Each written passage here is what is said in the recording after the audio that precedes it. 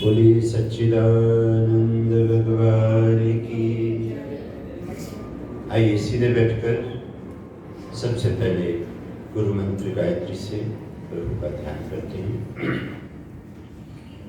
ओम भूर्भुवः स्वः तत्सवितुर्वरेण्यं भर्गो देवस्य धीमहि धियो यो नः प्रचोदयात्। ॐ यस्य वातः प्राणापानो चक्षुरङ्गिरसो भवन् दिशो यश्चक्रे प्रज्ञानीस्तस्मै ज्येष्ठाय ब्रह्मणे नमः। ब्रह्मणे नमः। ब्रह्मणे नमः। वसुदेवसुतं देवं कंसचाणूरमर्दनं देवकी परमानन्दं कृष्णं वन्दे जगद्गुरुं। दया तथा आनंद से पूरित जिनका नाम, ऐसे ऋषिवर को मेरा बारंबार प्रणाम। ओम शांति शांति शांति। आर्य समाज मंदिर सप्तजनी क्लब की सारी गतिविधियों को सुंदर बनाने के लिए सतत लगनशील यहाँ के संरक्षक श्रीमान आर्य रविदेव जी, हमारे सुयोग्य मंत्रीवर माननीय शर्मा जी, हमारे धर्माचार्य जी, यहाँ के समस्त अन्य सभी अधिकारीगण, मातृशक्ति धर्म प्रेमी सज्जनों, आइए हम चलते हैं योगेश्वर भगवान श्री कृष्ण के इन पावन वचनों की महिमा को गाने के लिए। पंक्तियां आपको स्मरण होगी। श्री कृष्ण ने प्यारी गीता गाई है।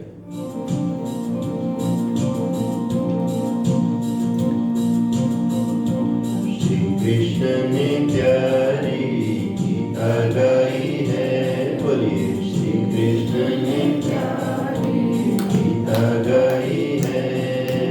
मुक्ति देने वाली गंगा लाई है। मुक्ति देने वाली गंगा लाई है।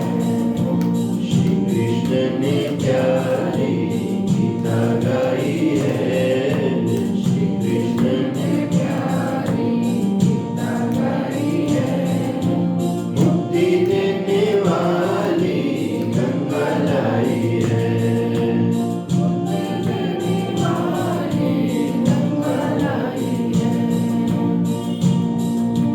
चारों वेदों में जो ज्ञान समाया है, चारों वेदों में जो ज्ञान समाया है, वैसे कहकर उपनिषद में आया है। वैसे कहकर उपनिषद में आया है।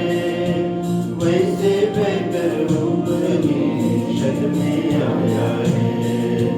जब अर्जुन के मन में उदासी छाई है, जब अर्जुन के मन में उदासी छाई है, मुक्ति देने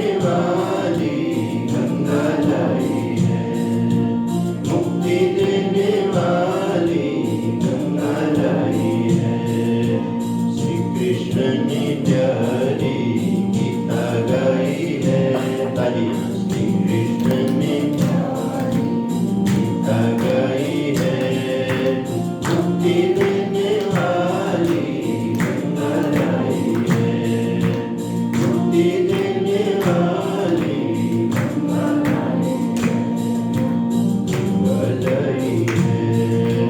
गंगा लाई है।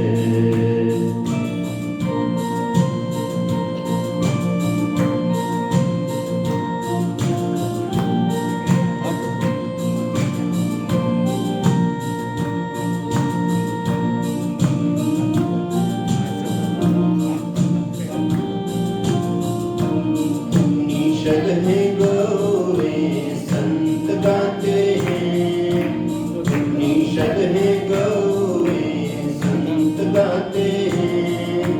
बछड़े बन गए अर्जुन दौड़े आते हैं, बछड़े बन गए अर्जुन दौड़े आते हैं, बछड़े बन गए अर्जुन दौड़े आते हैं। कई जन्मों की बात ने प्यास बुझाई है, कई जन्मों की बात ने मुक्ति देने वाली गंगा लाई है, मुक्ति देने वाली गंगा लाई है। श्री कृष्ण ने प्यारी गीता गाई है, श्री कृष्ण ने प्यारी गीता गाई है। मुक्ति देने वाली गंगा लाई है, मुक्ति देने वाली गंगा लाई है, गंगा लाई है, गंगा लाई है।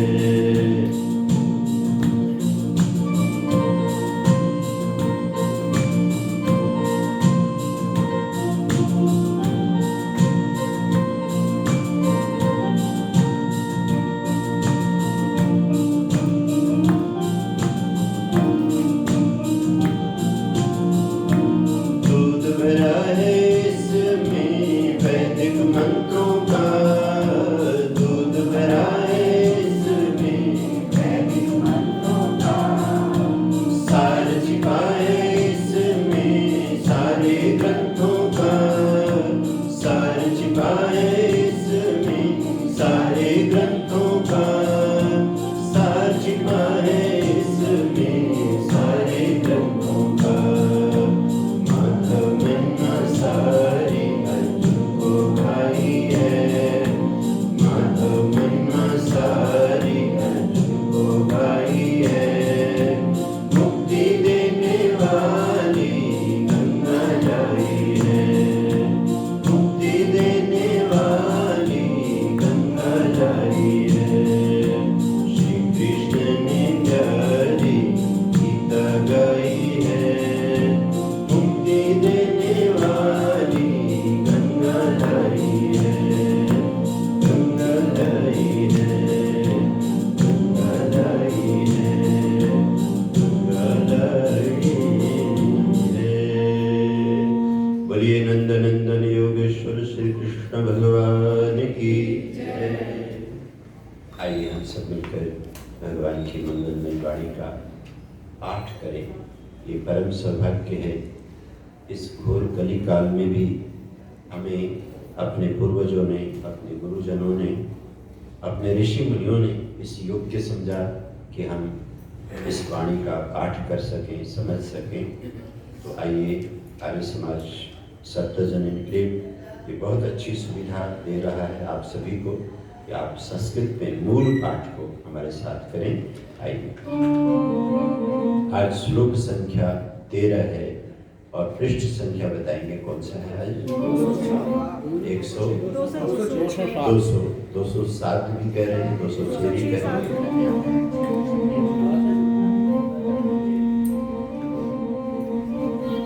मिल गया आपको 207 पृष्ठ संख्या? देखिए 7 है, 6 और श्लोक वाक्य है विधिहीनम अश्रिष्टान्नम। देखिए लिखा होगा, देखिए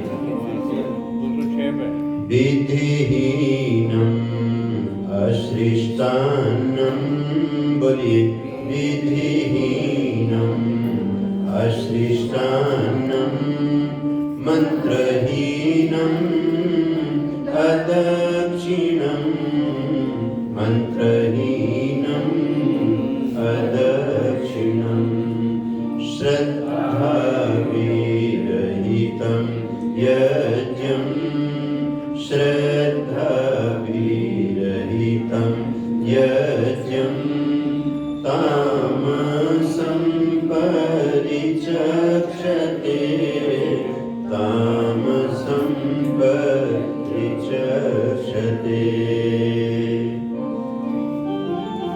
देवद्विज गुरुप्राज्ञा पूजनं शौचमार्जवम् पूजनं शौचमार्जवम् ब्रह्मचर्यम् अहिंसा च शारीरं तपोच्यते शारीरं तपोच्यते अनुद्वेगकरं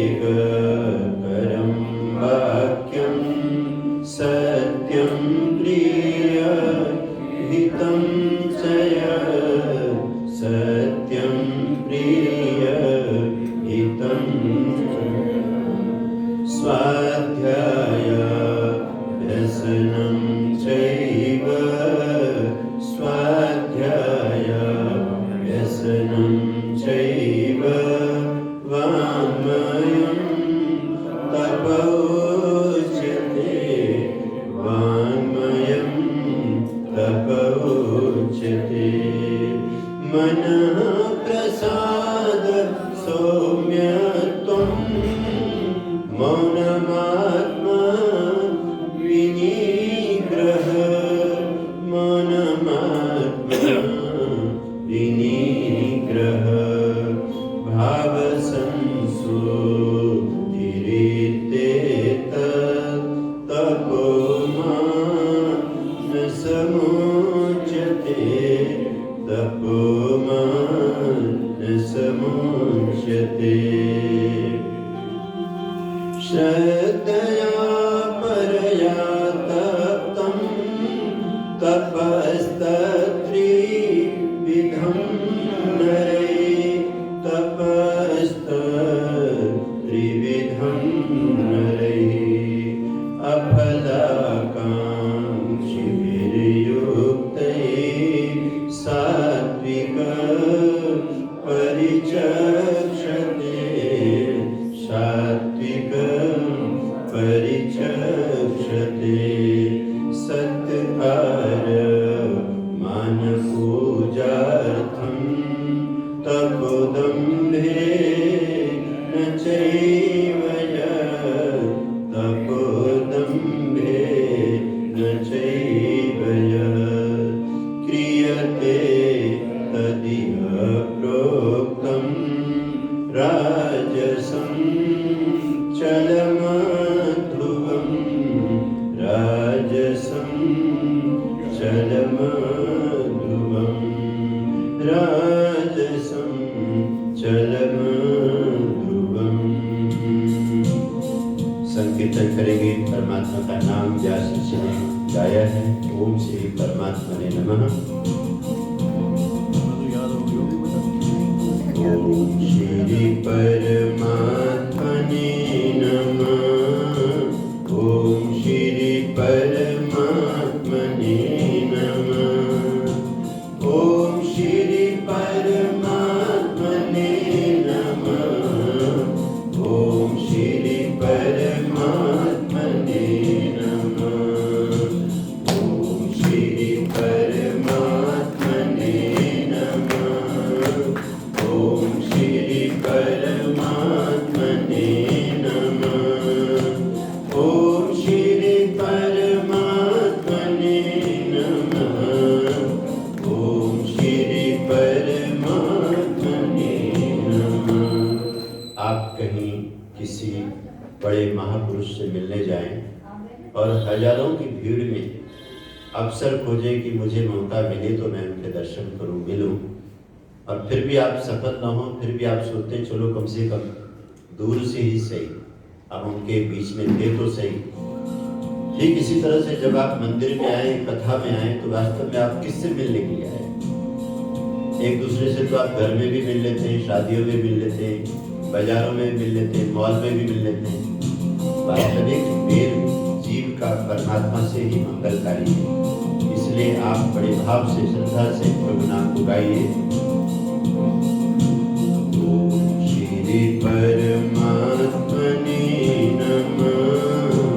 ओम श्री परमात्मने नमः। ओम श्री परमात्मने नमः। ओम श्री परमात्मने नमः। ओम श्री परमात्मने नमः। बोलिए ओम श्री परमात्मने। वाह, कितना अच्छा लग रहा है। आप सबकी वाणी भगवान का नाम गा रही है। ओम श्री परमात्मने नमः। ओम श्री परमात्मने नमः। ओम श्री परमात्मने नमः। ओम श्री परमात्मने नमः। ओम श्री परमात्मने नमः। ओम श्री परमात्मने नमः। ओम श्री परमात्मने नमः। ओम श्री परमात्मने नमः। बोलिए सच्चिदानंद भगवान की जय। बहुत सारे आयाम मानव जीवन के साथ जुड़े हुए हैं और कल जैसे मैंने चर्चा की थी कि एक ही योनि इस अद्भुत संसार में, कहा जाता है कि 84 लाख योनियां हैं, तो एक ही योनि ऐसी है जिसमें कर्तुम अकर्तुम अन्यथा कर्तुम, करें या न करें या गलत करें। एक बार सभा वालों ने कर्म के ऊपर गीता के प्रवचन मेरे करवाए थे, वो यूट्यूब में आपको मिलते हैं। धर्मपाल जी भी थे, विनय जी भी थे, पंजाबी बाग में स्टूडियो बनाकर उन्होंने प्रसारित किया था। कर्तुम अकर्तुम अन्यथा कर्तुम, करने में, न करने में या गलत करने में जो स्वतंत्र है वो केवल और केवल मनुष्य है। इसलिए मनुष्य का परम सौभाग्य तो यह है कि उसे ये स्वतंत्रता मिली है, और बहुत बड़ा दुर्भाग्य यह है कि उस स्वतंत्रता का वो सदुपयोग करने की बजाय कई जन्मों में दुरुपयोग ही वो करता रहता है।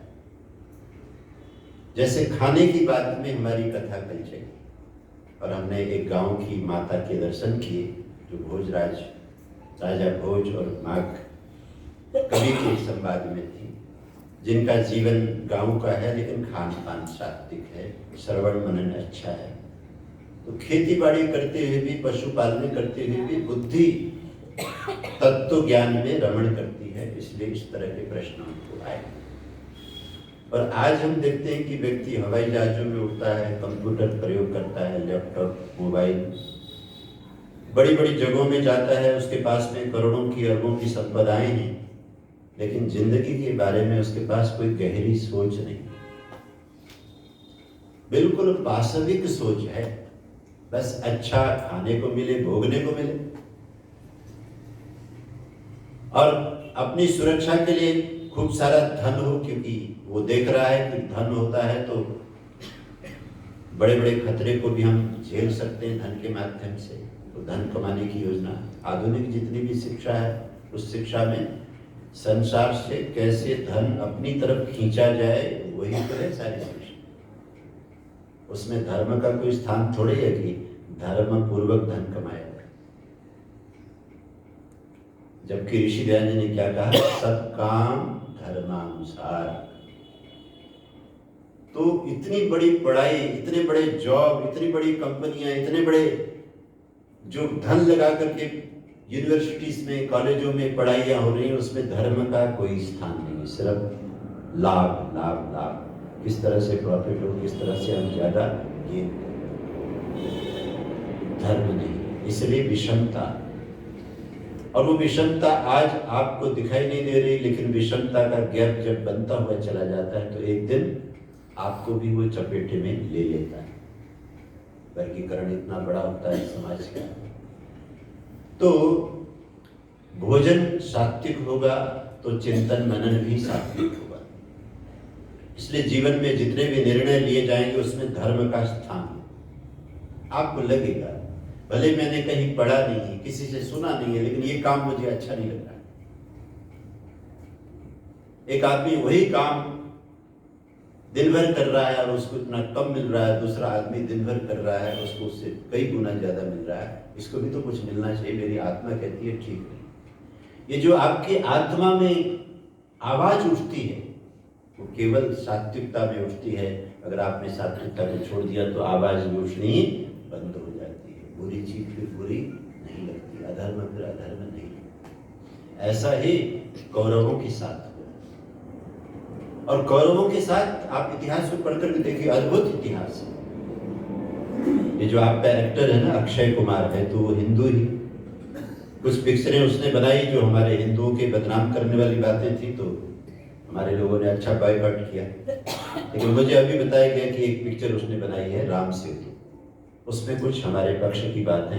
फिर वो जो उसका विरोध कर रहे थे वो बार बार करें जी देखो जी इसको जरूर देखना चाहिए, इसको घाटा नहीं होना चाहिए। बेचारे ने बहुत पैसे लगाए, इतने करोड़ लगे, क्योंकि हमारे अस्तित्व की बात करता है, राम सेतु को सिद्ध करता है। तो इसी तरह हमारा महाभारत है। महाभारत अद्भुत ग्रंथ है। इसकी रक्षा करो, इसका स्वाध्याय करो, इसके ऊपर चिंतन करो, मनन करो, और गीता उसके केंद्र में है।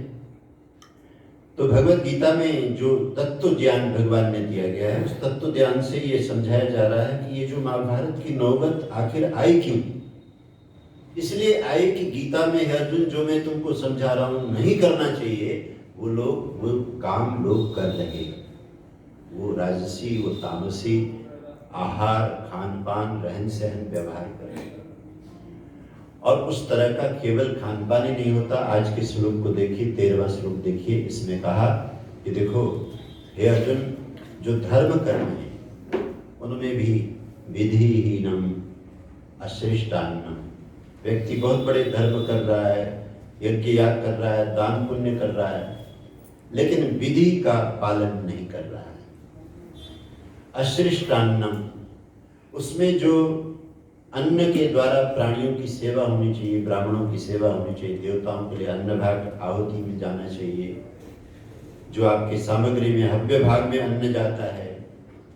इस गीता के श्लोक के अनुसार भी और बहुत से वेद मंत्रों के अनुसार भी आहुति में केवल आप जड़ी बूटी का प्रयोग करते हैं तो पूरी आहुति नहीं है जब तक उसमें अन्न भाग ना आए।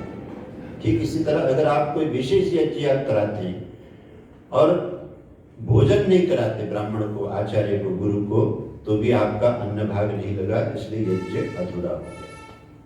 तो विधिहीन, विधि को छोड़ करके किया हुआ यज्ञ, अन्न भाग बिना दिए किया हुआ यज्ञ, और मंत्रहीनम, मंत्र को छोड़ करके किया हुआ यज्ञ, और सबसे लास्ट में कहा अदक्षिणम, बिना दक्षिणा दिए हुए किया हुआ यज्ञ।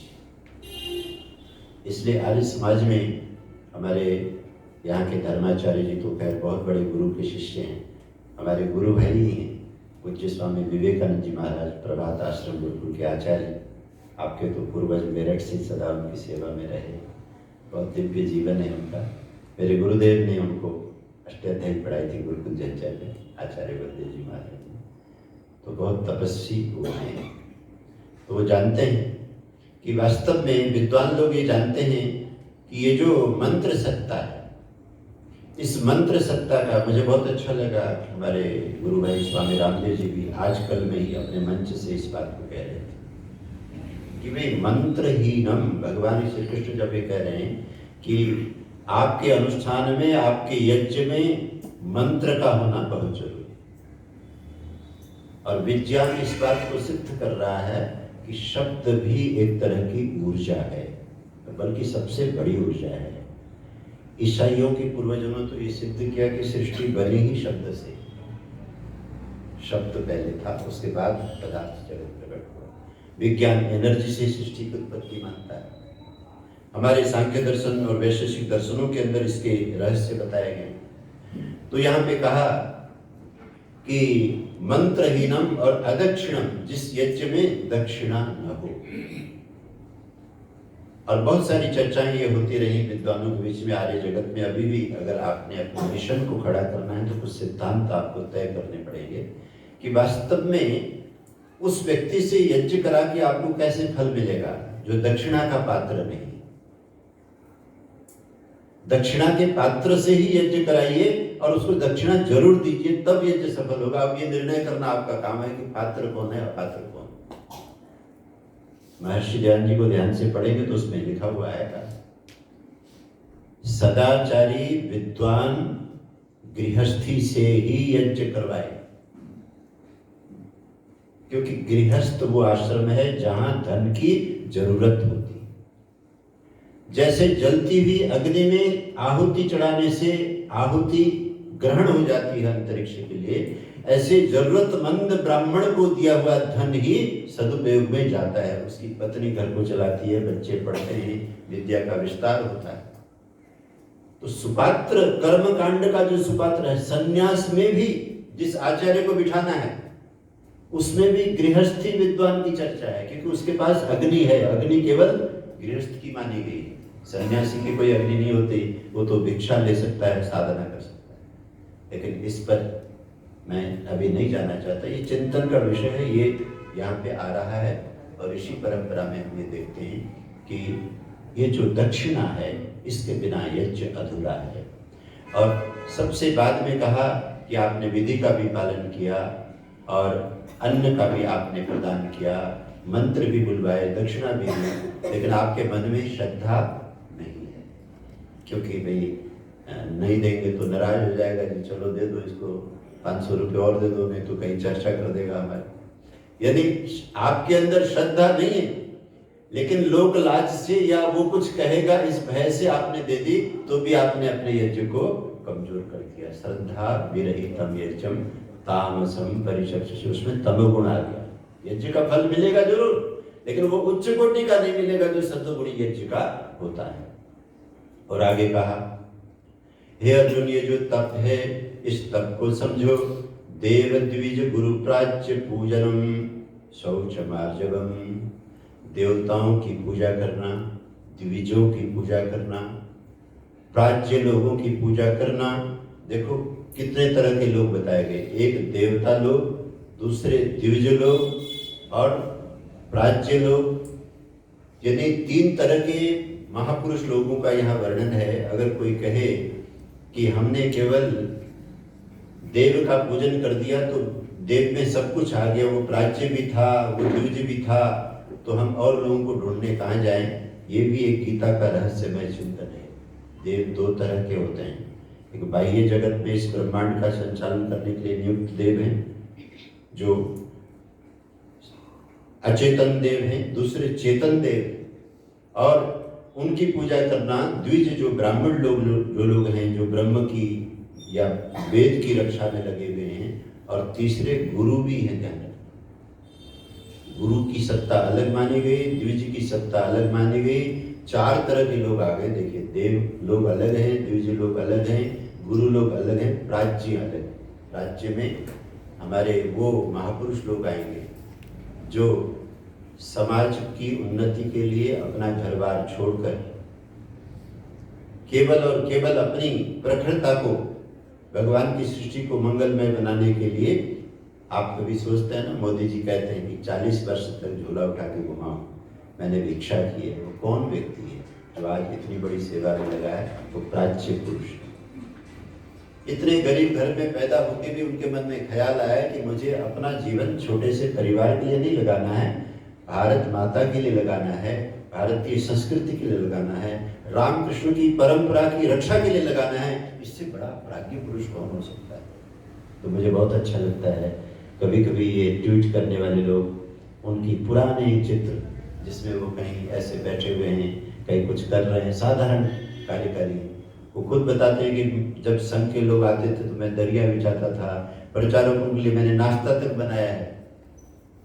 इस तरह से किसी बड़े उद्देश्य के लिए तपस्या करने वाले लोग जो घूम रहे हैं, उनको अपने घर में बुला करके उनकी खूब सेवा करना, अन्न से, वस्त्र से, सुविधाओं से, ये प्राज्ञ की सेवा होती है। इसी तरह से कोई रिसर्च करने वाले लोग हैं, उनकी सेवा करना। ब्रह्मचर्यम, और ब्रह्मचर्य का पालन करना और अहिंसा व्रत में रहना, ये सब काम करते समय आपको शरीर का उपयोग करना पड़ता है। चाहे देवताओं की पूजा करनी हो, चाहे दिवजों का सम्मान करना हो, गुरु का सम्मान करना हो, राज्य का सम्मान करना हो, और शौचम, शुद्धि रखना। भगवद गीता देखिए, ये जो जितने प्रकार के भी हम देखते हैं कि कोई ऐसे साधु हैं जी जटाएं बढ़ाई हुई हैं, और इतनी जटाएं हैं कि वो एकदम गुथी हुई हैं एक दूसरे में, और किसी की जटाएं एकदम लटक करके पीछे तक, घुटने तक आई हुई हैं। लोग ये सोचते हैं कि जितनी बड़ी जटा पालेंगे हमें उतना बड़ा महात्मा समझेंगे। लेकिन गीता उनको पढ़ा करके देखिए कि आप, ये शुद्धि है, शरीर की शुद्धि हो पाएगी? आपने इन जटाओं को कभी अच्छी तरह से धोया ही नहीं। कोई व्यक्ति इस तरह का राख मले हुए, कोई व्यक्ति मलिन वस्त्रों में हमेशा हमेशा पड़ा रहे और कहे कि मैं तो बहुत बड़ा सिद्ध हूं, वो तो गीता के श्लोक के अंतर्गत वो आ ही नहीं सकता। उसकी तपस्या सात्विक नहीं मानी जाएगी। ब्रह्मचर्यम, ब्रह्मचर्य का पालन, और अहिंसा व्रत का पालन, शारीरम तपोच्यते, शरीर का तप। अब देखिए, संपूर्ण ऋषि परंपरा, वेद के हजारों मंत्रों से लेकर के आज तक जितने भी अच्छे महापुरुष हैं, उन सब का एक ही मत है जो गीता के अंदर आया है। इसके बिना कोई व्यक्ति शारीरिक तप में पूर्ण नहीं हो सकता, जो इस श्लोक में आया है। अब वाणी का तप बताते हैं। अनुद्वेग करम वाक्यम, वाणी की ऐसी साधना व्यक्ति करे कि जब वो बोले तो सुनने वाले को घबराहट न हो। कुछ लोग ऐसा तेज बोलते हैं। महात्मा आनंद स्वामी जी आर्य समाज के बहुत अच्छे प्रचारक थे और बड़े हंसमुख थे। आप लोगों ने किसी ने दर्शन किया। एक परिवार में शाम के समय नाश्ता पानी के लिए उनको बुलाया गया। तो जब वो परिवार में गए तो वो घर पहली मंजिल पे रहता था। पुरानी दिल्ली में आपने देखा, पुराने दिल्ली में घर, छोटी छोटी गलियां, चांदनी चौकियां। वो गए तो देखा कि सुंदर सुंदर बच्चे खेल रहे हैं, और श्रीमती जी खड़े होकर उन्होंने फटाफट स्वामी जी को आसन दिया। आप विराजिए, अभी पति देव आने वाले। स्वामी जी को आसन दिया, और जैसे कहते हैं कि स्वामी जी बैठ गए तो तत्काल 5 मिनट के बाद में सीढ़ियों में बूटों की आवाज आने लगी, धड़ धड़ धड़ धड़। और जैसे ही ऊपर आए तो जोर से बोला, कहाँ गए घर के सारे? तो स्वामी जी तो अपने कमरे में बैठे हुए थे। तो जब उसको पता चला कि स्वामी जी तो पहुंच चुके हैं, उसको था कि मेरे आने के बाद आएंगे, तो प्रणाम करने के लिए जब वो आदमी गया तो स्वामी जी ने एक ही बात कही, पहले मुझे पहले ये बताओ कि आप इस घर के गृहपति हो या थानेदार हो? आनंद स्वामी जी ने पूछा कि आप इस घर के गृहपति हो या थानेदार हो? आपका तो यहाँ बड़ा आतंक है। आपके आने के 5 मिनट पहले मैं जब यहाँ आया, 10-15 मिनट पहले, तो नन्हे मुन्ने आपके बच्चे यहाँ मजे से खेल रहे थे, माँ सबको प्यार कर रही थी, स्वर्ग जैसा वातावरण था। लेकिन आपके आने के 5 मिनट पहले ही यहाँ कर्फ्यू लग गया। माँ ने बच्चों से कहा, बच्चों छुप जाओ, पिताजी आने वाले हैं, छुप जाओ, हट जाओ, इधर उधर जाओ। एकदम सन्नाटा छा गया। ये तुमने घर को क्या बनाया? तो कहता, मूंछों में ताप देते हुए उसने कहा कि स्वामी जी, थोड़ी सी अगर अकड़ नहीं बनाऊंगा ना, ये सब सिर चढ़ जाएंगे। तो स्वामी जी ने कहा, वैदिक जीवन पद्धति जियो, वेदों में इस तरह का पति बनने को नहीं कहा गया। ब्राह्मण एवं पति, स्वामी जी ने तो इस मंत्र का उदाहरण नहीं दिया था। वो संस्कृत के गुरुकुल के पढ़े हुए भी नहीं, लेकिन वो बोलते बहुत अच्छा थे। लेकिन उनके इस संवाद पर कई वेदों के मंत्र मुझे याद आते हैं। एक जगह अथर्ववेद में आया, ब्राह्मण एवं पति नराजन्यो न वैश्य। अपने बच्चों के साथ, अपनी पत्नी के साथ में जो व्यापारी वृत्ति से व्यवहार करता है, बता हिसाब कहाँ गया, वो मैंने पैसे दिए थे, वो टमाटर तूने लिए, बाकी पैसे कहाँ गए, ये किया, हमेशा पत्नी को पैसे के लिए हिसाब में धकेलता रहता है, वो वैश्यपति। और जिस तरह से तुम ये थानेदारी करते हो, ये क्षत्रिय पति दबदबा बनाए रखना। और शास्त्र में कहा गया ब्राह्मण पति, ब्राह्मण कोमल होता है, क्षमावान होता है। पति को अपने बच्चों परिवारों के प्रति उदार वृत्ति का होना चाहिए, कोमल वृत्ति का होना चाहिए। और ये एक तप है, अनुद्वेग कर्म वाक्यम। आप बोलने का अभ्यास ऐसे कीजिए कि आपकी वाणी को सुनते ही दूसरे को घबराहट न हो, उद्वेग न हो। पर एक गिलास पानी लाना, इस तरह का भाष्य, इस तरह का वचन अपने बच्चों से, अपनी पत्नी से आप इसी वाक्य को मधुरता से दूसरे शब्दों में कह सकते। तो कहते हैं जो साधक होता है, सतोगुणी होता है, जो वाणी का तप करता है अर्जुन, उसका ये पहला काम ये है कि अपने वाक्य को अनुद्वेग कर, उद्वेग पैदा करने वाला न बनाए और उसमें झूठ भी न आने दे, सत्य रखे, प्रिय हो, हित हो और स्वाध्याय ग्रंथ पढ़ना उसको अच्छा लगे। आपके समाज के स्वाध्याय से हमारे श्री आर्य रविदेव जी देखिए, स्वाध्याय करते करते कितने अच्छे वक्ता बन गए। आज मेरे से कहते हैं कि मंत्री जी से मैंने छुट्टी सैंक्शन करवानी, मुझे प्रवचन करने जाना है। तो यानी कि स्वाध्याय का फल देखिए कि आप ग्रंथ पढ़ते पढ़ते, सुनते सुनते जब आप वाणी के साथ में जुड़ जाते हो तो आपको सरस्वती का अनुग्रह होता है। तो स्वाध्याय अभ्यसनम चैव वाङ्मयम तपोच्यते, ये वाणी का तप है। और फिर मन का तप क्या है? मनः प्रसाद सौम्यत्वम, मन को सदा प्रसन्न रखना और सौम्य स्वभाव रखना और मौनम, मौन को धारण करना। आश्रम में हमारे शर्मा जी और अता जी, गायत्री जी, देखिए कितना प्यारा नाम है गायत्री जी, है ना, बहुत सुंदर नाम। माँ गायत्री की आपके ऊपर बहुत कृपा है, ये मुस्कुराते भी हैं तो बहुत सबको प्यार करते हुए बात करती हैं। तो हमारे आश्रम में जब शिविर लगता है तो सुबह की जब गीता कथा हो जाती है, बहन कुसुम जी भी यहाँ बैठी हुई हैं, तो सुबह की जब गीता कथा हो जाती है तो उसके बाद में हम लोग फिर मौन व्रत का पालन करवाते हैं कि भोजन मिलना है आपको। कितने बजे भोजन मिलता है? 2 बजे मिलता है, 1 बजे मिलता है? 1 बजे मिलता है। अगर मान लीजिए गीता कथा संपन्न हो गई 10:30 बजे, तो 1 बजे तक पूरे आश्रम में 100 व्यक्ति ठहरा हुआ है, कोई न बोले। तो इसके ऊपर एक विज्ञान है, इसके ऊपर एक रिसर्च है। देखो, इस आर्य समाज मंदिर को बिल्कुल खाली कर दो, कोई बंदा यहाँ ना हो, तो मौन हो रहा होगा या नहीं हो रहा होगा? प्रधान जी, शेखर जी, जरा बताइए, हो रहा होगा? नहीं। जब व्यक्ति ही नहीं है तो मौन किस बात का? शांति तो केवल सूनापन होगा, वो मौन नहीं है। किसी व्यक्ति का न होना मौन नहीं है, वो सूनापन है, अधूरापन। मौन वो है जो पूरी तरह से वाणी का व्यवहार करने वाले व्यक्ति, सामर्थ्य युक्त व्यक्ति अपनी वाणी को शांत करके अपनी खामोशी को मेंटेन करता है तो उसके शरीर से ऊर्जाएं पैदा होती हैं। मान लीजिए किसी आश्रम में 100-150 व्यक्ति 1.5 घंटा मौन रहे, आप वहाँ की ऊर्जा को अनुभव कीजिए। तो आप हो, आप में वाणी का पूर्ण सामर्थ्य हो, आप उसका प्रयोग न करें तो होता क्या है कि आप वाणी के तल से अंदर जाकर मनोतल में, प्रज्ञा तल में आप चले जाते हैं और उसकी तरंगें वातावरण के ऊपर काम करने लगती है, सूक्ष्म तरंगें काम करती है।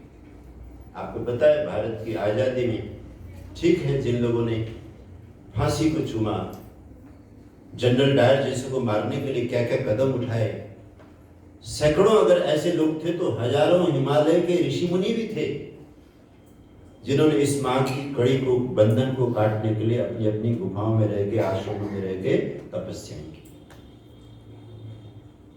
ममता दीदी को क्या पता, जो ममता दीदी राजनीति करने के लिए अपने ही परिवार को, अगर वो हिंदू हैं उसी को खत्म करने में लगी हैं। तुम्हारे बंगाल की भूमि में कितने महापुरुषों ने काम किया, कितने बड़े बड़े प्रज्ञावान पुरुष वहां पे थे।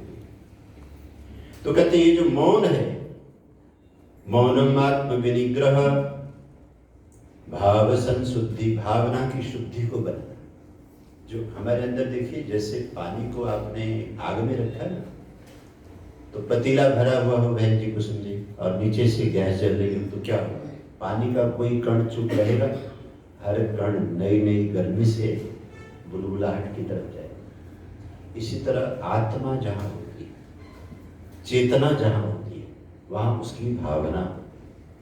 अब भावना है तो ध्यान रखिए, भावना या तो शुद्ध होगी या अशुद्ध होगी। व्यक्ति के अंदर राग, द्वेष, काम, क्रोध, कितनी चीजें काम करती हैं। तो एक बहुत बड़ी साधना यह है कि आप जहां कहीं भी हैं वहीं रहकर अपनी भावना को शुद्ध करें कि मेरे अंदर किसी के प्रति कोई दुर्भाव न आए। ये साधना जो महापुरुष करते हैं उनका एक ऑरा बनता है। हमारे वैज्ञानिकों ने चित्र बनाए थे महापुरुषों के। जब चित्र बनाए थे तो उनके सिर के जो आभा मंडल का पीलापन बनाया था वो उनकी भावनाओं का ऑरा है। वो जब किसी जगह बैठते थे तो सैकड़ों हजारों लोग प्रभावित होते थे। ये प्रभाव ऋषि ध्यान जी में भी था। जिस समय वो कलकत्ता गए थे, ब्राह्मण समाज के केशवचंद्र सेन जब उनसे मिले थे, तब तक ऋषि दयाल जी महाराज केवल संस्कृत में ही बोलते थे, हिंदी नहीं बोलते। फिर भी उनको सैकड़ों लोग सुनते थे। क्या संस्कृत आती थी? क्या ऐसी आती जैसे आपको आती। मैं अभी बोलने लग रहा हूँ ना, मुझे तो गुरुकुल में अभ्यास है, मैं 1 घंटा संस्कृत में प्रवचन कर सकता हूँ। लेकिन क्या करूँ, दिल्ली का कोई श्रोता आप उठ के चले जाओगे क्योंकि समझ में आएगा। लेकिन ऋषि दयाल जी के सामने सैकड़ों लोग क्यों बैठे रहते थे? उनके पास में एक औरा था, अपने ब्रह्मचर्य का, अपनी साधना का, अपने आत्म तेज का। तो उनके आभा मंडल से लोग प्रभावित। जब बड़ी बड़ी खंडन की बात करके दूसरों के दिल को चीरते हैं ना, उनसे मैं कहा करता हूँ, आप ऋषि दयाल जी का भाला तो उठा के लाए, लेकिन उन भाला को उठाने के लिए जो बाजू में तेज चाहिए, कहते हैं ना महाराणा प्रताप जो भाला चलाते थे वो 40 किलो का भाला था, आप चलाओगे? तो ऋषि दयानंद जी का कहना और आपका कहना एक जैसा कभी नहीं हो सकता, क्योंकि उस कहने वाले के पीछे तप है, उस कहने वाले के पीछे संयम है, उस कहने वाले के पीछे पता नहीं कितनी शक्तियां हैं। आप वो बात बोलिए जो आपका स्तर है, ये मैं हमेशा कहा करता हूँ। क्योंकि आपके धर्म प्रचार से लोग हमारे मंदिरों को छोड़ के चले जाएं, आर्य समाज को छोड़ के चले जाएं, मुड़ के ना आए, ये तो कोई हमारी उपलब्धि नहीं। उपलब्धि तो ये लोग हमसे जुड़े, हमारे स्वाध्याय से जुड़े। तो कहते हैं मन भाव संशुद्धि, भावना जब आप शुद्ध कर लेते हो, बहुत बार जब आपकी भावना शुद्ध होती है तो वचन अगर गलत भी निकल जाए तो सामने वाले को गलत नहीं लगता। आप कहते मेरी भावना गलत नहीं थी, शब्द ठीक नहीं निकला, नहीं कोई बात नहीं। अगर आपकी भावना कुटिल है और शब्द आपने मीठे मीठे बोले तो भी उसकी अंतरात्मा में कहीं न कहीं संशय बना है। तो भगवान ने कहा भाव संशुद्धि। एक राजा था, क्योंकि अब समय तो मुझे छोड़ करके चला जाता है, लेकिन अभी इस चर्चा को मैं शुरू करता हूँ। एक राजा थे, बड़े धर्मात्मा थे, और राजा का धर्मात्मा होना बहुत जरूरी है। सोचो कि अगर यूक्रेन के भीतर जेलेंस्की की जगह कोई गीता पढ़ा हुआ, कोई वेद पढ़ा हुआ, कोई चाणक्य नीति पढ़ा हुआ, कोई विदुर नीति पढ़ा हुआ नेता होता तो इतना सुंदर स्वर्ग जैसा देश राख की ढेरी में चेंज न होता। कोई रास्ता निकलता, बातचीत होती, रूस से भी कोई बात होती, पुतिन से कोई बात होती। आखिर तुम ये कौन सी लड़ाई लड़ रहे हो कि अमेरिका जैसे चालाक देश के हाथ के खिलौने बनकर 40-40 देशों से हथियार उधार मांग मांग के आप अपने देश को क्या देने जा रहे हो? कोई समझदारी की बात तो नहीं। तो राजा का धर्मात्मा होना मुझे बहुत अच्छा लगा जब हमारे राजा ने इस बारे में कहा कि जब भी इनसे पूछा गया कि भारत का तो एक ही मानना है, ये युद्ध का समय नहीं है, समय की मांग युद्ध नहीं है, ऐसा हमारे राजा ने कहा। क्योंकि हमारा राजा वेद पढ़ता है, हमारा राजा गीता पढ़ता है, बहुत अनन्य भक्त है कृष्ण का।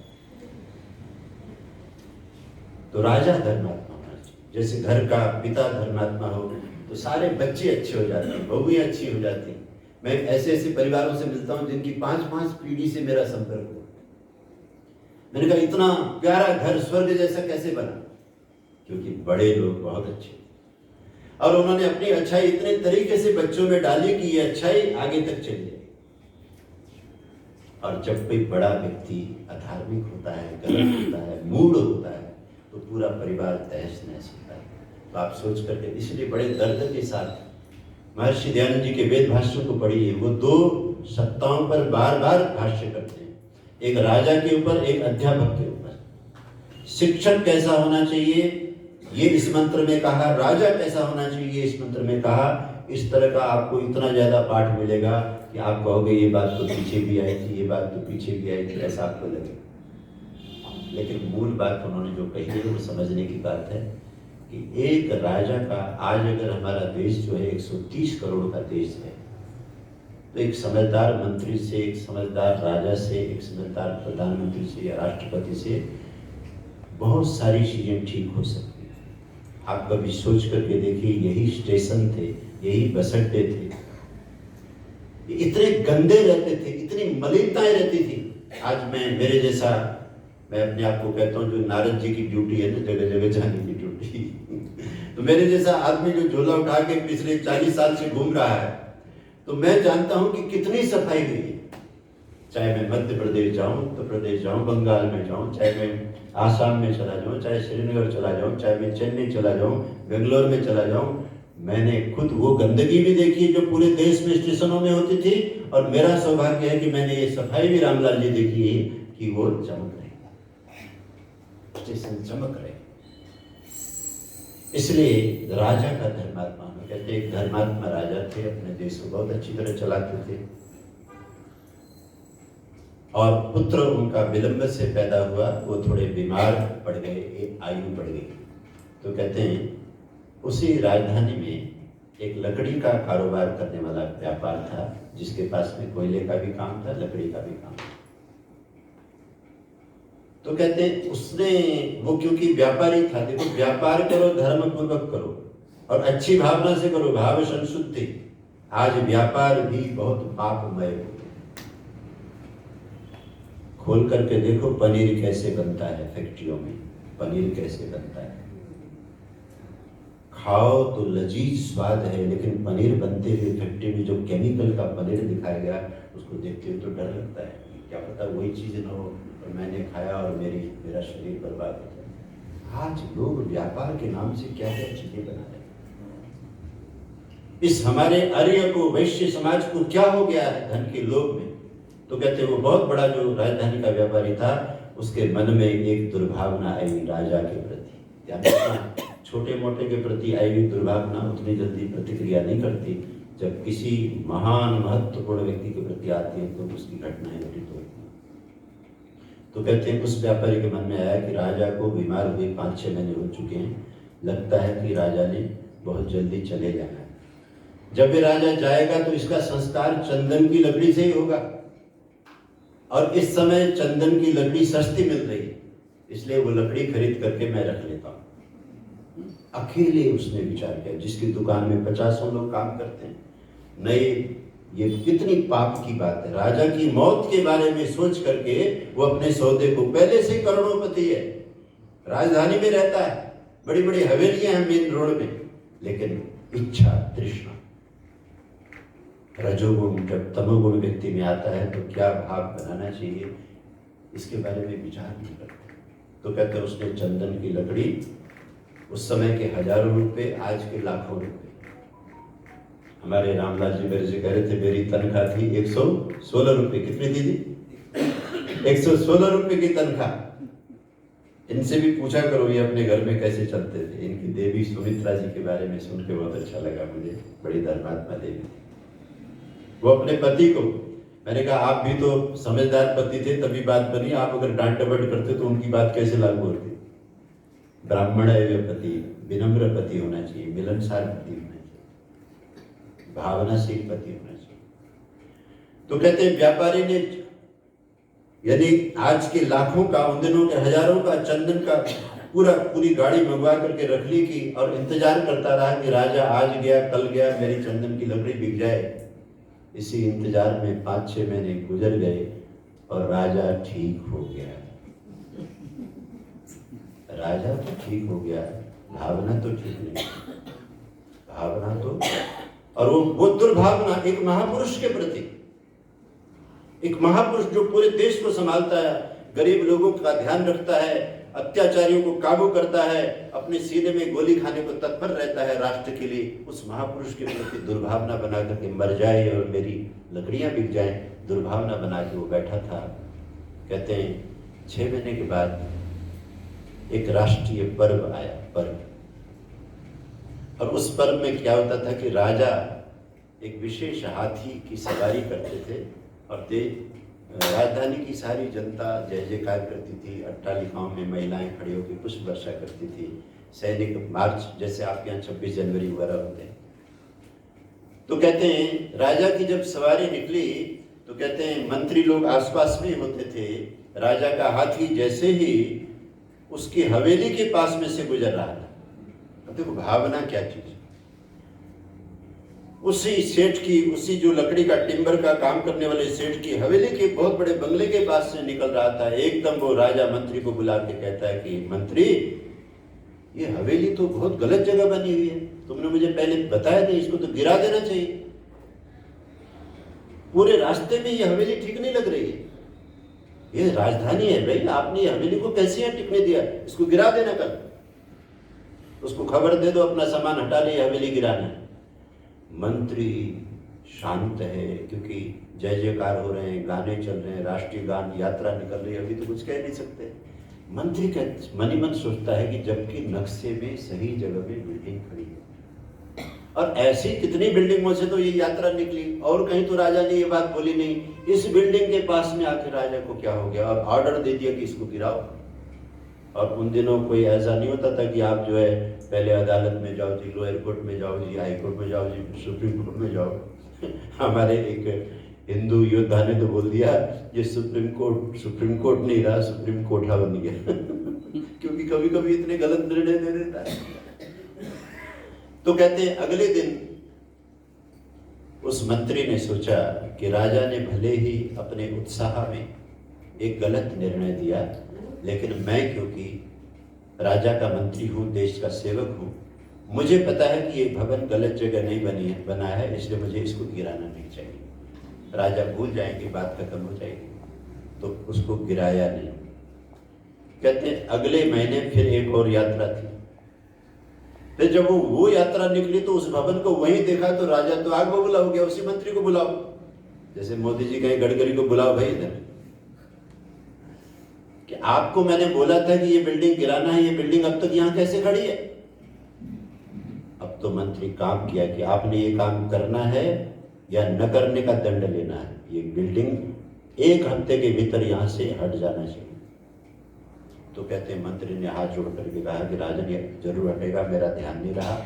यात्रा पूरी हो गई और वो जो मंत्री था बहुत परेशान हुआ, अपने घर में वो सो नहीं पाया कि अगर मैं इसको गिराता हूँ तो प्रजा के प्रति, एक अच्छे व्यापारी के प्रति मैं अपराध करता हूँ, और अगर मैं नहीं गिराता हूँ तो जिस राजा का मैं मंत्री हूँ उनकी अवज्ञा करने का दंड भागी बनता हूँ, राजा मुझे दंड भी देंगे। बहुत परेशान था। तो उसकी पत्नी ने पूछा कि आप 2-3 दिन से बहुत परेशान लगते हो, क्या बात है, दुख बताइए। उसने कहा देवी क्या बताऊं, इसी तरह से घटना। देवी जी कहती है वो जो हमारे एक वेदों के, गीता के, धर्म के, शास्त्र के ज्ञाता गुरु जी हमारे घर आते हैं, ऐसी विकट घड़ी में उनसे जाके पूछना चाहिए कि क्या किया जाए। तो मंत्री ने कहा कि आपने बहुत सही समय पर मुझे बताया, मैं जाता हूँ। अगले दिन वो उस आचार्य के पास में जाता है। आचार्य कहते हैं कि अगर नक्शे के अनुसार भवन बिल्कुल ठीक बना है तो बात भवन की नहीं है, बात भावना की। कोई ऐसी घटना जरूर है जिसकी वजह से राजा की भावना उस भवन को देखते ही भड़क जाती है और आपको यह आदेश दिया जाता है कि इस बिल्डिंग को गिराओ, आप भावना का पता लगाओ। तो भावना का पता मैं कैसे लगाऊं? कहने लगे कि आप वेश बदल कर, किसी को पता न लगे, आप उस व्यापारी से मिलोगे। क्या वो व्यापारी कहीं कोई गुप्त रूप से राजा के खिलाफ कुछ करता तो नहीं, जिसकी वजह से राजा का अंतःकरण न जानते हुए भी उसकी दुर्भावनाओं को पकड़ता है और वो राजा उग्र हो जाता है। भाव संशुद्धि, ये घटना, ये श्लोक और अपने अपने जीवन को आप झांकिए कि हम जो करते हैं वो बहुत थोड़ी और मोटी चीज है, हम जो बोलते हैं वो उससे बड़ी चीज है, हम जो सोचते हैं वो उससे भी बड़ी चीज है, उससे भी बड़ी चीज़ है। आपके घर में एक मेहमान ने आना होता है 1 घंटे के लिए, 1 घंटा बहुत कम समय है, लेकिन उसके लिए जो आप भावना बनाते हैं कि 1 महीने पहले की खबर है, रात दिन भावना बनाते हैं, उसको हम कहाँ बैठाएंगे, क्या खिलाएंगे, क्या परोसेंगे, भावना बहुत बड़ी चीज़ है। इसलिए भावना, भगवान के बारे में कहते हैं ना, भगवान उसी को मिलते हैं जो भगवान की भावना बनाता है, भगवत भाव। योगेश्वर श्री कृष्ण अर्जुन को ये रास्ता बताते हैं गीता कि दुनिया में जीने का एक ही तरीका है कि तुम अपनी भाव संशुद्धि, अपनी भावनाओं को इतना निर्मल करो कि सत्य तुम्हारे अंदर प्रतिबिंबित होने लग जाए, सत्य का तुम्हें आभास होने लग जाए। तो कहते हैं वेश बदल कर मंत्री रात के समय में व्यापारी की कोठी में गया है, निवास पर, और व्यापारी ने जैसे देखा, स्वागत किया, बिठाया, तो मंत्री ने कहा कि आप मेरा स्वागत बंद कीजिए, मुझे आपके साथ जो अत्याचार होने जा रहा है वो दुख सता रहा है। 6 महीने पहले भी यात्रा निकली थी, यानी कुछ महीने पहले भी यात्रा निकली थी, राजा ने तभी आदेश दे दिया था कि आपका वो जो चौराहे का सबसे बड़ा बंगला है उस बंगले को गिरा देना चाहिए, लेकिन मैंने ये मान करके कि सरकारी कागज के अनुसार वो नक्शे पे ही है, राजा ने ऐसे बोला होगा, भूल जाएंगे, मैंने छोड़ दिया, लेकिन मुझे अब दूसरा आदेश आ चुका है कल परसों की यात्रा में। आप ये मुझे बताइए कि राजा के साथ आपका किसी तरह का कोई अनबन, किसी तरह की कोई घटना है क्या? सच बताएंगे तो ठीक रहेगा, नहीं तो मैंने तो भवन तो गिरा देना। मुझे आज्ञा पालन करनी है, राजा की आज्ञा का पालन करना। तो कहते हैं जब भवन बंगला गिराने की बात आई तो वो कांप उठा, और कांपता हुआ कहता है, हे मंत्रीवर, जो राजा के साथ मेरा संबंध है बाह्य रूप से तो किसी तरह का अनुचित नहीं, मैं अपने सारे टैक्स समय पर भरता हूँ, जो भी अनुदान सरकार मांगती है, हमें आदेश होता है, हम सब कुछ देते हैं, लेकिन एक चीज मेरे मन के अंदर है जिसका किसी को पता नहीं है, उसके अलावा और कोई कारण नहीं है। वो आपके मन में क्या है? फिर जब वो सारी बात बताता है, इसी तरह से राजा बीमार पड़े थे, और राजा के बीमार पड़ने की वजह से मेरे मन में लोभ आया था। मैंने ये सोचा था कि राजा का स्वर्गवास होगा और इनका संस्कार चंदन की लकड़ी से होगा, तो मैंने ये हजारों की चंदन की ढेरी खरीद के रखी थी। आज भी जब कभी मैं अपने गोदाम में जाता हूँ, क्योंकि और कोई तो चंदन खरीदता नहीं, तो यही मन में आता है कि ये लगान, मेरा जो पैसा मैंने लगाया, इन्वेस्ट किया, ये व्यर्थ गया, ये काम नहीं आया। तो ये भाव तो मेरे मन में अभी भी चलते हैं। तो मंत्री ने कहा कि मेरे गुरुदेव ने, मेरे आचार्य ने बात समझाई थी, वो निकल आई कि आपने राष्ट्र के इतने बड़े महापुरुष के प्रति ऐसी दुर्भावना बनाई अपने लोभ के कारण से। अब ये बताइए कि आपने ये बिल्डिंग गिराना है या अपने पाप का प्रायश्चित करना? तो रोता हुआ सेठ मंत्री के पैरों में गिरता है कि मुझे किसी तरह से बचाइए, जिस भी तरह से मेरी बिल्डिंग नहीं गिरनी चाहिए, मैं प्रायश्चित करने को तैयार हूँ। तो कहते हैं मंत्री ने कहा कि अब आपके रहस्यमयी पाप का पता जिस साधक आचार्य ने मुझे बताया, अब मैं उन्हीं से जाके पूछूंगा कि इतने बड़े पाप का प्रायश्चित क्या है। वो तो हम भी आपको कल ही बताएंगे, आप भी कल ही बताएंगे, आज तो समय समाप्त हो रहा है। लेकिन यह है कि भाव संशुद्धि, भाव संशुद्धि तपोमान समुच्यते। आप स्वयं विचार करना क्या होना चाहिए। श्रद्धया परया तप्तम तपस्तत्रिविधम नरैः। 3 तरह का तप, यानी कि एक तप हो गया शरीर से, एक तप हो गया वाणी से, और एक तप हो गया मन से। शरीर से भी तपस्या करनी चाहिए, वाणी से भी तपस्या करनी चाहिए, और मन से भी तपस्या करनी चाहिए। और कैसे करनी चाहिए? श्रद्धया परया तप्तम तपस्तत्रिविधम नरैः अपलाकांक्षिभिर्युक्तैः सात्विकं परिचक्षते।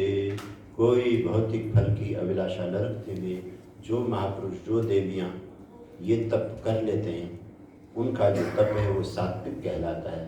लेकिन मेरे प्यारे अर्जुन, ऐसे सात्विक लोग बहुत कम होते, लेकिन तपस्या तो बहुत लोग करते हैं। तो दूसरे तरह के कौन लोग तप करते हैं?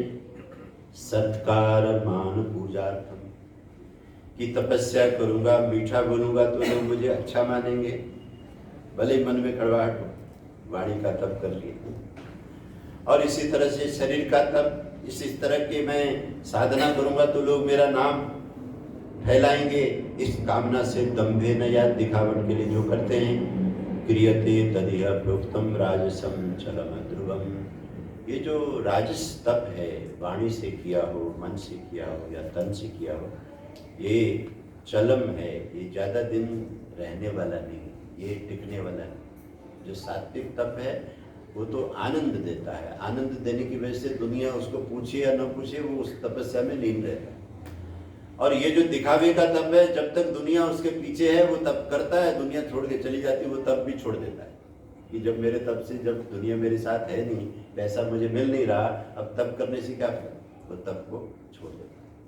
तपो दंभे न चैवयत, दिखावे के लिए जो करता है। और इससे ये बात समझनी चाहिए कि इस संसार में सभी तपस्वी एक जैसे नहीं होते, सभी यज्ञ एक जैसे नहीं होते, सभी प्रकार का दान पुण्य एक जैसा नहीं होता। क्योंकि जैसा कल हमारे रविदेव जी ने बहुत अच्छी बात कही थी, जब तीनों गुण ही सर्वत्र विद्यमान हैं तो हर जगह हम एक तरह का त्रिक दिखाई देता है। वो सतोगुणी भी हो सकता है, वो रजोगुणी भी हो सकता है, वो तमोगुणी भी हो सकता है। क्योंकि सतोगुणी जब होगा तो ही व्यक्ति को जीवन में उन्नत होने का मौका मिलेगा। और अगर वो सतोगुणी दिखावट में है और कल वो रजोगुणी रहा तो उन्नत व्यक्ति नीचे भी आएगा। बहुत बार धर्म जो है, व्यक्ति अगर सात्विक ढंग से कर रहा है तो धर्म की सीढ़ी में चढ़ता हुआ व्यक्ति कहीं से कहीं चला जाता है। अगर वही धर्म दिखावे के लिए कर रहा है तो सीढ़ी में चढ़ा हुआ, वो सीढ़ी दोनों काम करती है प्रधान जी, ऊपर वाले को नीचे भी लाती है। क्यों जी, आपके घर में दो सीढ़ियां तो नहीं है, एक सीढ़ी चढ़ने के लिए एक उतरने। वो जो एक वैज्ञानिक था ना, हमारे वैज्ञानिक भी, सोचा करो, वैज्ञानिक भी एक तरह से भौतिक ऋषि है। उन वैज्ञानिकों ने, बेचारों ने रिसर्च करते करते नाश्ता भूल गए, नहाना भूल गए, सोना भूल गए। उनकी पत्नियां उनको छोड़ के चली गई। ये लगा रहता है खोज करने में, जिसने, किसी ने बल्ब को ढूंढा, किसी ने टेलीफोन को ढूंढा, किसी ने माइक को ढूंढा, किसी ने किसी को ढूंढा। उनका भी अपना एक तप होता है। और कभी कभी वैज्ञानिकों को देखो, एक दिशा में तो ऐसी उनकी बुद्धि चलती है कि किसी की बुद्धि नहीं चलती, और किसी छोटी सी चीज में इतनी बुद्धि नहीं चलती कि मूर्ख भी उससे बुद्धिमान होता है। एक वैज्ञानिक के पास में बिल्ली थी, बिल्ली, तो बिल्ली के आने जाने के लिए उसने, क्योंकि वैज्ञानिक था ना, तो लेबोरेटरी में एक मेन दरवाजा था, अंदर वो प्रयोग करता था। उसकी बिल्ली कभी भीतर कभी बाहर करती थी, तो उसने सोचा इसके लिए छेद बना देता हूँ। दरवाजे में एक छेद बना दिया तो बिल्ली, अब दरवाजा खोलना नहीं पड़ता था। जब बाहर जाने का मन हो, बिल्ली छेद से बाहर जाती थी, अंदर आने का मन हो, अंदर आती थी। थोड़े दिन के बाद बिल्ली भी आ गई और उसने एक छोटा सा पिल्ला दे दिया। अब उस वैज्ञानिक ने सोचा, बड़ी बिल्ली के लिए तो बड़ा छेद है, अब छोटी के लिए तो छोटा छेद बनाना पड़ेगा ना। उसने मिस्त्री को बुला के एक दूसरा गोला छेद वहां बनवा दिया। अब घर के लोग, मिस्त्री, कई लोग समझाने की कोशिश करें, तुम लोग चुप रहो, सीधा से गणित है, बड़े के लिए बड़ा, छोटे के लिए छोटा। अब उसको कौन समझाए भले मानस, जिस बड़े छेद से बड़ी बिल्ली जा रही है उस बड़े छेद से छोटी बिल्ली जा सकती। ये सच्ची घटना है, ये दुनिया की सच्ची घटना। इतने भोले थे हमारे वैज्ञानिक। आज भी वो ब्राह्मण है, भौतिक जगत के ब्राह्मण, जिनकी वजह से हम कारों में घूम रहे हैं, जिनकी वजह से हम मोबाइल प्रयोग कर रहे हैं, जिनकी वजह से बिजली का आनंद, कभी छोटी सी जगह प्रकाशित करने के लिए हमें कितना तेल जलाना पड़ता है, कहाँ से हम अपने रात का गुजारा करते हैं। लेकिन बड़ा दुख का विषय है कि इतने तपस्वी लोगों ने ये जो इन्वेंशन किए, आविष्कार किए, उसका लाभ उठाने के बजाय मनुष्य समाज इस समय उसका खूब दुरुपयोग कर रहा है, खूब गंदा दुरुपयोग कर रहा है। इसलिए आपको अगर साधक बनना है, आपको अगर योगी बनना है, कृष्ण के साथ चलिए, गोपाल बनिए, गोपी बनिए। गोपाल और गोपी का भी बड़ा प्यारा अर्थ है। गो नाम इति वांग नाम सुपठितम। गो माने वेदवाणी, वेदवाणी की आज्ञा का पालन कीजिए। गो इति पृथ्वी, पृथ्वी की, प्रकृति की रक्षा कीजिए, पृथ्वी माता का अनुगमन कीजिए। ये पृथ्वी माता जैसे अपने बच्चों को रखना पसंद करती है, उस तरह से रहिए ना। आपकी पृथ्वी नहीं है, ये भगवान की पृथ्वी। आप किसी के घर में मेहमान बन के आए हो और मन मर्जी से जहां मर्जी खोद रहे हो, जहां मर्जी गंद डाल रहे हो, और जो मर्जी विस्फोट करके इसको उड़ा रहे हो। और आज देखो ग्लोबल वार्मिंग से कितना खतरा बढ़ गया, और एटम लेकर के बैठे हैं अमेरिका, पुतिन। अब ये इनका क्रोध चढ़ जाएगा तो पता नहीं कल हम होंगे या नहीं होंगे। इतना खतरा इन्होंने पैदा कर दिया। तो इसी तरह से गोनामिति, ये जो गोनामिति इंद्रियों को गाय कहा गया। इन इंद्रियों का संरक्षण कीजिए, इंद्रियों का ह्रास मत कीजिए। तो कृष्ण जो है गोविंदम वंदे कृष्णम वंदे, कृष्ण जो है गोविंद हैं, उनको संपूर्ण वाङ्मय प्राप्त है, स्वतः उनके चरित्र में रमे हुए हैं। ऐसे कृष्ण के हर एक वचन के अंदर जीवन का निर्माण करने का अमृत भरा हुआ है। आप एक श्लोक को भी लेकर के अपने जीवन को संभालने लगेंगे तो सीढ़ी आप चढ़ते चले जाएंगे, दूसरी सीढ़ी नहीं बनानी। जहाँ से मैंने बात पूरी करनी थी कि हम घर में 2 सीढ़ी नहीं बनाते, एक ही सीढ़ी से ऊपर भी जाते हैं और नीचे आना हो तो नीचे भी आते हैं। तो व्यक्ति बहुत बार धर्म का नवादा ओढ़कर, धार्मिक संस्थानों का उपयोग करके अपनी आत्मा उन्नति करने के बजाय, अपने आत्मा के बंधन काटने के बजाय नए बंधन खड़े करता है।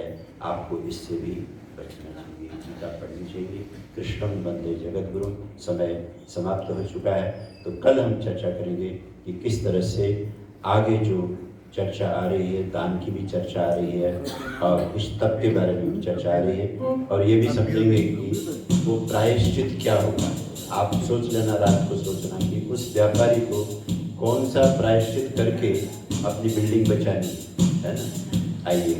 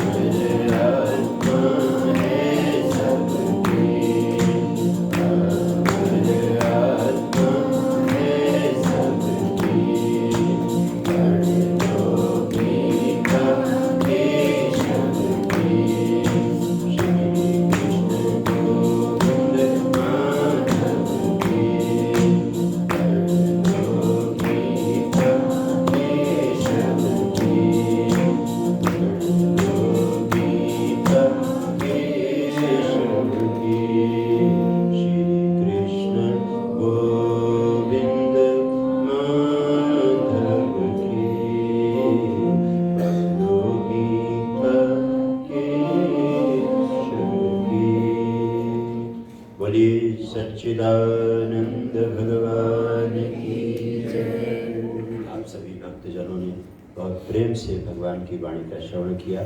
प्रभु आप सबका मंगल करें। ओम शांति।